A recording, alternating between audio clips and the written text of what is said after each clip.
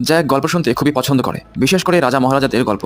তার বাবা তাকে এক বিখ্যাত রাজার গল্প শোনায়। রাজ্যের পাশে কিছু লোক এক অদ্ভুত বীজ তৈরি করে। সেই লোকেরা যখন সেই বীজ মাটিতে রোপণ করে, সেখান থেকে বিশালাকার গাছ বেরিয়ে আসে। তারা ভেবেছিল এই বিশালাকার গাছ আকাশের বুক চিরে সোজা স্বর্গের মধ্যে যাবে। তবে তারা জানতো না যে পৃথিবী ও স্বর্গের মাঝখানে এমন এক জায়গা রয়েছে যেখানে বিশালাকারে দৈত্যরা বসবাস করে। তারা গাছের শেকড় বেয়ে যখন সেই জায়গায় পৌঁছায়, তারা দেখতে পায় অত্যন্ত হিংস্র মানবখেকো দৈত্যরা সেখানে অবস্থান করছে। দৈত্যগুলো যখন তাদের দেখতে পায়, তারা সেই লোকগুলোকে অত্যন্ত নির্মমভাবে ভক্ষণ করে। তারা বুঝতে পেরেছিল যে নিচে হয়তো আরো মানুষ রয়েছে, তাই তারা সেই বিশালাকার গাছের শিকড় বেয়ে পৃথিবীর মধ্যে চলে আসে। পৃথিবীর বুকে আসার পর তারা মানুষদের হত্যা করে ও তাদের ভক্ষণ করতে শুরু করে। এই ভয়ানক হত্যাকাণ্ড থেকে বাঁচার জন্য সেই রাজ্যের রাজা সেই দৈত্যগুলোর সাথে জান প্রাণ দিয়ে লড়াই করে। অবশেষে পরাক্রমশালী সেই রাজা দৈত্যদের সর্দারকে হত্যা করতে সক্ষম হয়। রাজার লোকেরা সেই দৈত্যের হৃৎপিণ্ড দিয়ে এক তাজ তৈরি করে। তাজটির ওপর কিছু বিশেষ মন্ত্র পাঠ করা হয়, যার কারণে রাজা যখন সেই তাজটি পরিধান করে, সেখানে উপস্থিত সমস্ত দৈত্যরা রাজার সামনে মাথা নত করতে বাধ্য হয়। আত্মসমর্পণ করা সমস্ত দৈত্যদের রাজা পুনরায় তাদের জায়গায় ফিরে যেতে বলে। সেই বিশালাকার গাছ বয়ে তারা যখন পুনরায় তাদের জগতে ফিরে যায়, রাজা তার সৈন্যদের গাছের গোড়া কেটে ফেলার আদেশ দেয়।